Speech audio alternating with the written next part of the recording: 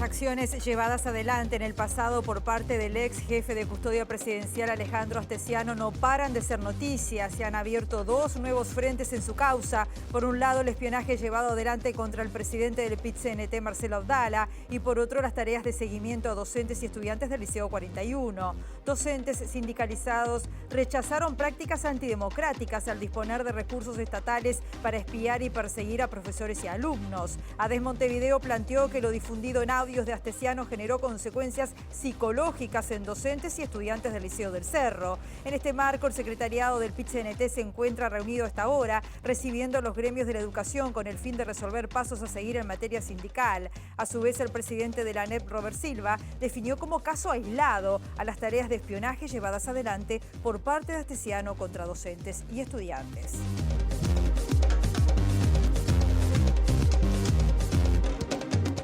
¿Qué tal? ¿Cómo están? Bienvenidas, bienvenidos a MBD Noticias. Comenzamos con la información desde Montevideo con 31 grados a esta hora. El resto de la jornada va a seguir con un cielo claro, algo nuboso, con periodos de nuboso. Hay baja probabilidad de tormentas aisladas y una máxima de 33 grados. Anuncia Inumet para el resto de la jornada. Estamos viendo algunas de las cámaras del Centro de Gestión de Movilidad de la Intendencia de Montevideo en Tajes, entre Paraguay y La Rambla. Allí va a estar cortado. También en Ituzaingó, entre Buenos Aires y Reconquista, hasta las 5 de la tarde por obra de hormigonado, o en Juan Carlos Abad, Pebet, esquina 26 de marzo, hasta las 10 de la noche también cortado por hormigonado.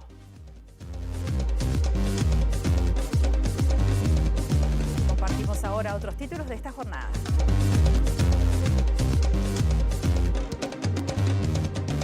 El presidente de la ANEP, Robert Silva, tildó de atrevido al secretario general de la FENAPES, José Olivera, tras nuevos cuestionamientos del sindicato a la reforma educativa planteada desde el gobierno. Silva señaló además que el gremio docente mantiene una actitud obstaculizadora ante los cambios llevados adelante en la educación por parte del Poder Ejecutivo. El Frente Amplio planteará a la Comisión Permanente del Senado convocar al ministro del Interior, Luis Alberto Heber, ante un nuevo aumento en los homicidios, cifra que alcanzó ya el 27,3%, es decir, 82 veces más que en 2021. La ex vicepresidenta de la República, Lucía Topolansky, habló sobre el caso Astesiano y se refirió a la forma de trabajar de la fiscal a cargo, Gabriela Fossati, señalando que si bien no desconfía de su tarea, le llama poderosamente la atención que vive tuiteando y trabaja con una actitud pasmosa en el marco de esta causa. Turquía y Siria buscan contrarreloj sobrevivientes de los terremotos que han causado la muerte a más de 5.000 personas. Mientras los heridos ascienden a 25.000, cientos de miles pasan la noche en sus vehículos, en polideportivos o refugios. Las autoridades temen que la cifra final de víctimas sea mucho más alta de lo que se está informando. Colombia, el denominado Clan del Golfo, principal grupo criminal de ese país, declaró objetivo militar a varios partidos políticos y personas defensoras de derechos humanos, así como amenazó de forma directa a 9 congresistas, periodistas y abogados si no renuncian antes del 15 de febrero.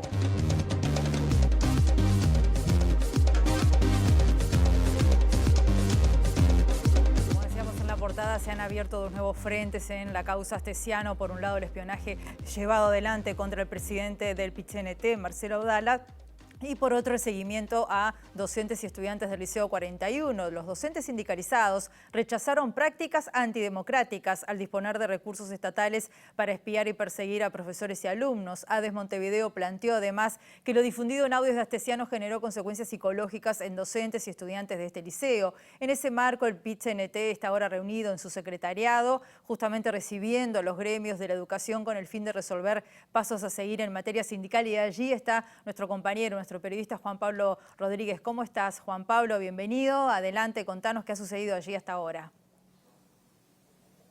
Rosina, buen mediodía para ti, desde luego para nuestros televidentes. El secretariado ejecutivo del PIT-CNT se encuentra reunido en este momento con la directiva de FENAPES, es decir, con el presidente, con José Olivera, con Decol, la vicepresidenta de FENAPES, y también con el secretario general, Mandacén. Esta reunión, a mí me dicen desde adentro, a esta hora, se están evaluando tomar líneas a largo plazo. Es decir, no se va a tomar puntualmente esto del Liceo 41, que ya se categorizó como grave por parte de FENAPES, también por parte del PIT-CNT, sino que se entiende que hay una persecución sindical desde antes, es decir, desde el problema que hubo con los profesores de San José, y hubo una línea que allí de persecución que los sindicatos entienden que se viene registrando por parte de algunos actores del gobierno nacional. Estas líneas van a ser analizadas el próximo jueves cuando haya mesa representativa del PIT-CNT, pero estamos a la espera, por supuesto,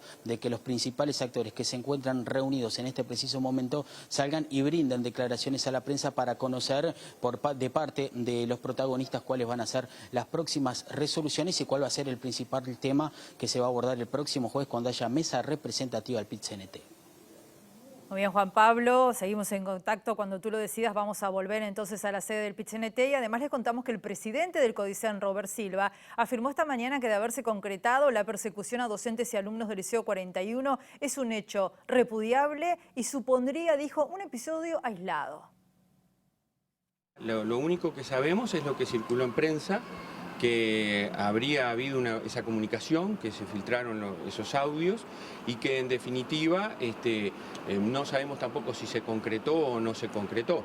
De haberse concretado, obviamente es un hecho absolutamente repudiable, en donde la justicia está interviniendo, está investigando y desarrollará las acciones que corresponden. No son situaciones que estemos acostumbrados a vivir, son situaciones absolutamente aisladas que a través de esta lamentable circunstancia que se ha detectado en el país se constatan. Pero la justicia, yo tengo plena confianza en la justicia del país, está investigando y habrá de desarrollar las acciones que corresponden. Si fuera la continuidad de otras que se detectaron, no sería aislada. Yo conozco por la prensa esta situación que obviamente de haberse desarrollado y concretado la repudiamos plenamente, no corresponde. Incluso nuestro ordenamiento jurídico en eso es clarísimo. El consejero del CODICEN en representación de los docentes, Julián Mazzoni, dijo esta mañana en M24 que preocupa el hecho de que cualquier persona que se oponga al gobierno tenga que ser controlado. El CODICEN se va a reunir mañana para analizar en su sesión este tema, y estamos ahora recibiendo a nuestro segundo móvil, nuestra periodista Mariana Abreu, para desarrollar este concepto que decía el consejero Mazzoni. Buen mediodía, Mariana, ¿cómo estás? Adelante, bienvenida. Buen mediodía, Rosina, ¿cómo estás? El saludo para todos, así es, estamos en el CODICEN junto al consejero docente Julián Mazzoni para ver cómo sigue este asunto que, bueno, está enmarcado en este caso llamado Astesiano, que tiene que ver con estos chats en los que se establece una presunta intención de espiar, de hacer un seguimiento, intervención de teléfonos a docentes y alumnos menores de edad, dicho sea de paso, del liceo número 41. Julián, gracias por recibirnos. ¿Cómo estás siguiendo este tema y cuáles son tus consideraciones primarias? Bueno, en primer lugar, la preocupación que ha manifestado gran parte de la ciudadanía, especialmente las organizaciones que representan a los docentes y las familias de estos estudiantes, porque, bueno, la falta de garantías que implica que se concrete esta acción que aparentemente fue propuesta y aceptada por Astesiano genera una gran preocupación, y yo creo que es importante que las autoridades de la educación demos nuestro punto de vista. En el día de ayer me comuniqué con la directora general de secundaria, con la cual tuve un intercambio, que les pido a la audiencia que disculpe que no lo adelante, porque me parece que va a ser tratado en la sesión de mañana del Consejo Directivo Central. Me comuniqué con el presidente del CODICEN solicitándole también hablar del tema. Todavía no me ha respondido en qué momento podrá ser, y si no, lo vamos a plantear directamente en la sesión del día de mañana. Preocupa la falta de garantías para en este caso la violación clara de la intimidad de estudiantes que se trasunta, digamos, con esta filtración, digamos, de información que hubo. Y bueno, manifestamos nuestra solidaridad con las personas afectadas, con los docentes claramente, pero también con los jóvenes, con las familias. Y bueno, creo que las autoridades de la educación debemos de alguna manera dar un punto de vista. Nosotros consultamos a Robert Silva, el presidente del CODICEN, sobre este asunto y afirmó que de concretarse este seguimiento, esta persecución a docentes y estudiantes sería un hecho aislado. ¿Usted coincide con esta consideración? Bueno, ahí hay, entre las cosas que se dice es que todos los liceos de la periferia están en la situación que un tal Bayano describe. Obviamente que probablemente el nombre no sea ese, pero yo tengo mis dudas, digamos, y todos tenemos que tener mis dudas. Yo hasta tengo mis dudas de que no se haga seguimiento a los propios integrantes del Consejo Directivo Central, porque cuando empieza a pasar esto, estamos todos sometidos a la posibilidad de que esta gente que estaba de alguna manera aparentemente organizada y tenía acceso a diferentes formas de control, no lo haga sobre nosotros, que si les interesan los problemas educativos y creen que tienen que ver con la marcha del país y que hay que proteger, como dice ahí, a nuestro presidente, como dice este chat, bueno, probablemente también piensen que una de las formas de protección es saber lo que estamos haciendo los miembros del Consejo Directivo Central. Más allá de la órbita judicial que está analizando estos asuntos, ¿qué puede hacer el CODICEN como institución? Yo creo que esto que yo estoy diciendo, primero solidarizarse con la familia, defender a la juventud estudiantil, digamos, en este caso, y a los docentes, y tomar las medidas para garantizar que en el ámbito educativo estas cosas no sucedan. Agradecemos mucho su tiempo, entonces, consejero docente Julián Mazzoni. Nos despedimos desde aquí, Rosina, y seguiremos siguiendo este asunto. Mañana, como mencionábamos, también hay reunión del CODICEN, donde los diferentes representantes y autoridades van a estar analizando este tema. Muchas gracias, Mariana. En otro orden, les contamos que la fiscal Gabriela Fossati citó a declarar como testigos a Marcelo Abdala, el presidente del PIT-CNT, y a Nicolás Martínez, secretario personal de la calle Pou. Esto tras la difusión de un audio donde Alejandro Astesiano envía información del accidente de tránsito que tuvo el presidente de la Central Sindical el año pasado. También va a ser citado el ex fiscal de Corte, Jorge Díaz. Tras los chats difundidos por La Diaria en los que Alejandro Astesiano realiza un seguimiento de Marcelo Abdala, la fiscal del caso, Gabriela Fossati, lo llamó a declarar como testigo, según señalaron fuentes sindicales a MBD Noticias. Además, a nivel judicial, el presidente del PIT-CNT y el secretariado ejecutivo de la Central Sindical manejan impulsar diversas acciones. Tras la declaración de Abdala, lo hará el secretario del presidente, Nicolás Martínez, quien recibió los chats enviados por Astesiano. Martínez, en diálogo con El Observador, se deslindó del hecho y aseguró que el único diálogo que tuvo con el ex custodio fue el 4 de febrero tras el accidente y no siguió. Además, aseguró que no recibió ningún material sobre el seguimiento al sindicalista. Martínez decidió responder sobre el tema luego de que el Frente Amplio emitiera una declaración pública en la que le pidió al gobierno actuar de forma inmediata e investigar hasta las últimas consecuencias. También será citado a declarar el ex fiscal de Corte, Jorge Díaz, ya que aparece en un chat entre Astesiano y Jorge Berriel, acusado de matar a un policía por no dar una orden de allanamiento, y que luego lo premiaron con ser titular de Fiscalía porque les dio tiempo a todos para limpiar todo, según anuncia Jorge Berriel en el chat. La ex vicepresidenta Lucía Topolansky se refirió al caso Astesiano y sostuvo que si bien no desconfía de la fiscal a cargo, Gabriela Fossati, considera que debería hacer más. Además, dijo que la inseguridad es un tema a resolver. Vive tuiteando y diciendo algunas cosas bastante fuertes. Y no es esa la forma más seria de trabajar temas muy delicados, por lo menos. Capaz que soy antigua en esto, yo no pertenezco al mundo de los tweets, pero para determinadas cosas no es el camino. ¿Pero le genera desconfianza la investigación que se está desarrollando? No, desconfianza no, pero una lentitud pasmosa. Ahí tenemos un tema sin resolver, con el cual se hizo toda la campaña electoral anterior. No era soplar y hacer botellas. La seguridad era algo bastante más complejo y evidentemente no había una preparación de parte de los que entraron a gobernar sobre el tema, que quedó explícito eso. ¿Qué otras medidas se tomarán? Veremos. Nosotros seguimos atentamente el tema, pero la situación es de una violencia realmente preocupante. En respuesta a las críticas de los sindicatos docentes a la reforma educativa, el presidente del CODICEN, Robert Silva, afirmó hoy que la Federación Nacional de Profesores de Enseñanza Secundaria ha tenido una actitud obstaculizadora y llamó atrevido a José Olivera. Las declaraciones del presidente del CODICEN tuvieron lugar en la inauguración de la formación de mentores e inspectores de la ANEP, figuras que aportarán a la implantación de la reforma educativa. Bueno, tenemos 440 inspectores, más de 2.000 directores, en torno de 2.300 directores. Mentores, tenemos el 88% de los lugares cubiertos. Vamos a hacer un llamado nuevo para cubrir algunos espacios que nos quedan en el área metropolitana sobre todo. Tenemos las estrategias para cambiar la educación, pero ahora hay que llevarla a las aulas, a los centros educativos. Es el trabajo decidido de nuestros docentes, de nuestros equipos de gestión y para ello estos facilitadores. ¿Qué responden las críticas de José Olivera, el presidente de FENAPES, que afirmó en Canal 12 que estas figuras de inspectores, de mentores, no ocupan cargos funcionales y que son los comisarios políticos de la transformación educativa?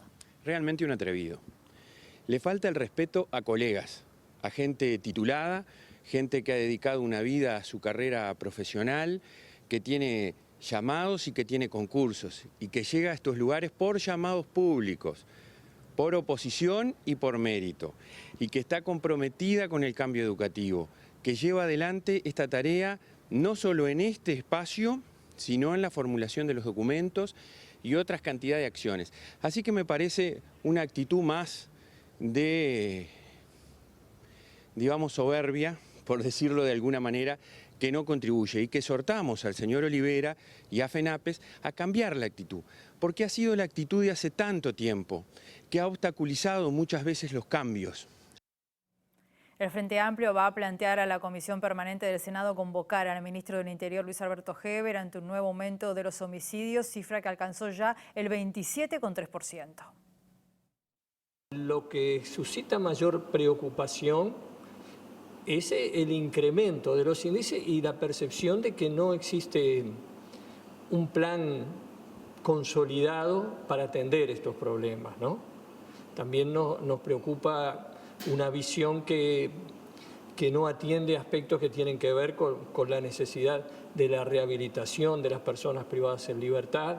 Esos son los temas que nos están preocupando. El senador de la oposición remarcó que la principal responsabilidad sobre el caso Astesiano es del presidente de la República y en cuanto se levante el receso parlamentario se volverá a llamar al ministro por ese tema para solicitar explicaciones por sus responsabilidades particulares. En definitiva, en el presidente de la República, que es quien designó a Astesiano para esa responsabilidad en conocimiento, como se ha sabido de algunas situaciones y antecedentes que tenía el señor Astesiano.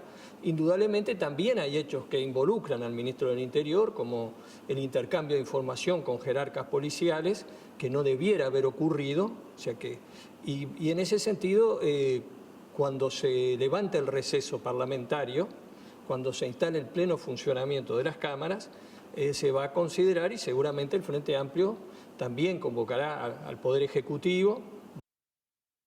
Hoy comenzó a trabajar la Comisión Especial de Diputados que analiza la reforma de la seguridad social justamente en esta Cámara. Esta mañana en Ciudad Viva el director del BPS en representación de los empresarios, José Pereira, dijo que quien lleva adelante la reforma, Rodolfo Saldain, es el autor de los cambios del sistema en 1995 que fue un fracaso. En la primera jornada recibieron a las autoridades del Ministerio de Trabajo y Seguridad Social, Ministerio de Economía y Finanzas, OPP y la comisión de expertos que trabajó el proyecto de reforma. Mañana comparece el directorio del BPS. El representante de las patronales criticó fuertemente la reforma que, según dijo, se basa en un modelo fracasado. Para Saldain prácticamente el modelo chileno era el paradigma de lo mejor. Y bueno, estamos viendo el resultado de los 30 países que entraron entre la década del 80 y del 90 para hacer reformas que pidieron financiamiento para mejorar sus sistemas y compraron este modelo. de los 30 ya prácticamente el 70% ya se han ido y manifiestan irse. Todos países de Europa Oriental, África y América del Sur, ¿no? Así que no veo por qué Uruguay sigue insistiendo con el modelo. Pereira entiende que el sistema deja fuera a más de 65.000 trabajadores monotributistas y pequeños empresarios que mantienen deudas con BPS. En el propio edificio donde estamos nosotros hay movimiento. O sea, hay un piso que se está remodelando para lo que va a ser la implementación de la reforma. Ya está en marcha una reforma. El llamado al Parlamento esperemos que sea y que se tenga conciencia por parte de los diputados y que sea justamente un llamado a la conciencia y realmente a conversar. Agregamos que Cabildo Abierto propone dejar la reforma de la Seguridad Social con media sanción y aprobarla en el próximo gobierno. Cambiamos de tema. Un taller para mujeres que ejercen violencia de la Intendencia de Maldonado generó polémica en los últimos días. Tras un comunicado que firmaron más de 40 organizaciones expresando su preocupación, la comuna fernandina dio marcha atrás y suspendió por el momento el programa. Las reacciones de organizaciones al taller de reeducación para mujeres victimarias que ejercen violencia hacia los varones, hijos, familiares o pares generaron diversas acciones por parte de la Intendencia de Maldonado. Ayer la responsable de la unidad de género, Rosana Llamosa, anunció en la Comisión Departamental de Lucha contra la Violencia Doméstica que los talleres en este momento están suspendidos. Además, la directora de INMujeres, Mónica Botero, se reunió con el intendente Rick Antía y definieron que la unidad de género reciba una capacitación por parte de INMujeres. La preocupación de las organizaciones igualmente trasciende estos talleres y denuncian que no hay personas capacitadas en los puestos jerárquicos vinculados a las políticas de género. Piden renuncias de los responsables políticos de este programa. Tenemos en las direcciones de género, creadas con un fin, a negacionistas de la violencia basada en género, ejecutando acciones lo más contrarias e inaceptables a cualquier persona que trabaje en la temática. Y esto impacta porque esto es banalizar la violencia. También señalaron que esta iniciativa es parte de un panorama mayor de retroceso en los derechos de las mujeres. Hay un verdadero operativo, que es un operativo que es judicial, es un operativo que tiene abogados, que tiene un lobby atrás, que es el que está tratando de generar este espacio que de alguna forma lo que hace es ir en contra de las cifras del 98% de las víctimas somos mujeres. Ese es el punto, digamos, que hay que empezar a cuestionar, porque existe realmente un entramado que está tratando de quitarle los derechos a las mujeres. La ex vicepresidenta de la República, Lucía Topolansky, dijo anoche aquí en Lado B que está de acuerdo con que el Frente Amplio tenga más de un candidato de cara a las elecciones del 2024. Salimos de una etapa de candidato único, que eso tiene que ver con la historia del Frente y unos liderazgos muy fuertes, a candidatos múltiples. Ya hay varias elecciones que tenemos candidatos múltiples. Y las candidaturas múltiples es un desafío lindo, y hay que llevarlo con fraternidad. Y está bien que así sea. Yo estoy de acuerdo con las candidaturas múltiples porque el Frente, primero que no es un partido. Un partido es una cosa mucho más estructurada, ¿no? El Partido de los Trabajadores, el PT en Brasil, es una cosa mucho más estructurada. Esto es un frente es una cosa mucho más abierta y su consigna principal es unidad en la diversidad. En junio del 24 la ciudadanía es la que resuelve. Esto no es una elección de militantes, ¿no? No es una elección de los comités de base. La gente de los comités de base votará como cual ciudadano. Pues va a haber miles de ciudadanos y nosotros tenemos que tratar de que la mayoría de los ciudadanos vayan a votar esas elecciones internas y elijan el candidato o la candidata. Hacemos una pausa muy breve, volvemos enseguida.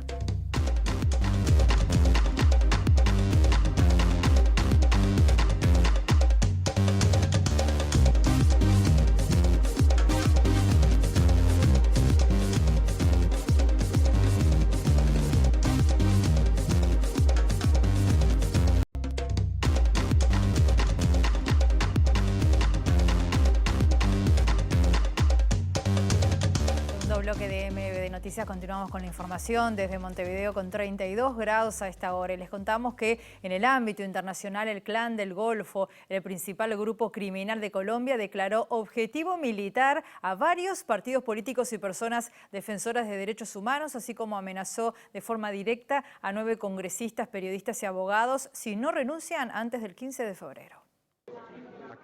Según denunció este lunes el senador Iván Cepeda a través de un comunicado y panfletos, las autodefensas gaitanistas de Colombia, el grupo criminal conocido popularmente como Clan del Golfo, asegura que empezarán acciones militares en contra de varias personas si el miércoles 15 de febrero a las 12 de la noche aún no han renunciado. Entre esas personas están 6 congresistas, un ex senador y 2 abogados, quienes tendrán un plazo máximo de 72 horas contadas a partir de las 12 de la noche del 15 de febrero para salir del país o afiliarse a una funeraria, según advierte el comunicado, donde también se ataca a todos sus grupos cercanos de colaboradores que se le han pasado atacando a todas las fuerzas militares desde las marchas convocadas por los guerrilleros que están en el poder. El grupo criminal, que supuestamente tiene activo un alto al fuego con el gobierno de Petro, advierte además que la finalidad es erradicar de Colombia cualquier vestigio de izquierda comunista, mamerta o todo lo que vaya en contra de las políticas que caracterizan nuestra ideología, según el texto. El grupo, surgido tras la desmovilización de las paramilitares Autodefensas Unidas de Colombia de extrema derecha, fue el que más homicidios cometió durante el conflicto armado en el país y principalmente se dedica al narcotráfico, siendo liderado por Dairo Antonio Usuga David, alias Otoniel, hasta su extradición a Estados Unidos en 2021 con un amplio prontuario criminal.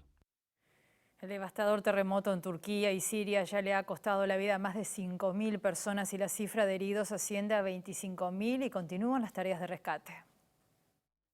Aumentan las cifras de fallecidos y heridos como consecuencia de los devastadores terremotos registrados este lunes en el sur de Turquía, cerca de la frontera con Siria. La última actualización nos habla de más de 5.000 personas fallecidas, 3.500 en Turquía y al menos 1.500 en Siria. Los trabajos de búsqueda y rescate continúan debido a la magnitud del desastre tras el terremoto que ha destruido por completo miles de edificios, por lo que se espera que aumente considerablemente el número de víctimas, tanto en Turquía como en Siria. Y por si esto fuera poco, hoy a la mañana se registró un nuevo terremoto de magnitud 5,7 en la escala de Richter en el este de Turquía, según reportó el Centro Sismológico de Europa. El epicentro del sismo se ha localizado a 46 kilómetros de profundidad. También se está evacuando en avión a heridos graves a centros médicos de Estambul y Ankara, y 10 barcos se están trasladando también a víctimas desde el puerto de Iskenderun, al sureste de donde se registró el epicentro, hasta otras zonas.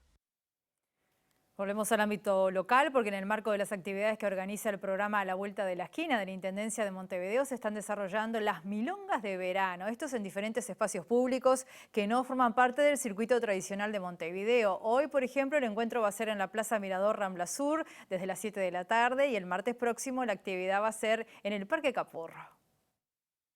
Hoy vamos a llenar este lugar de tango para que la gente joven, los veteranos, las veteranas vengan a bailar, vengan a disfrutar, vengan a encontrarse, vengan a ver una puesta de sol espectacular y formen parte de las actividades que estamos desarrollando este año en verano. Es un espacio para el disfrute del espacio público de las montevideanas y los montevideanos. En este espacio, en todas las milongas y en todos los eventos que estamos desarrollando en este verano desde el programa Esquinas, hay talleristas del programa que te enseñan que si vos no sabés bailar, si lo único que querés es caminar moviéndote con otros, venís, tenés la posibilidad de disfrutar, tenés la posibilidad de aprender, tenés la posibilidad de escuchar tango, de charlar, de estar en un espacio de nuestra ciudad que es realmente maravilloso y además apropiarte del espacio público, que es uno de los objetivos que tenemos desde la Secretaría. Nos vamos, como siempre, la invitación planteada para las 19 horas a que nos acompañen en nuestra edición central. Que pasen ustedes muy bien.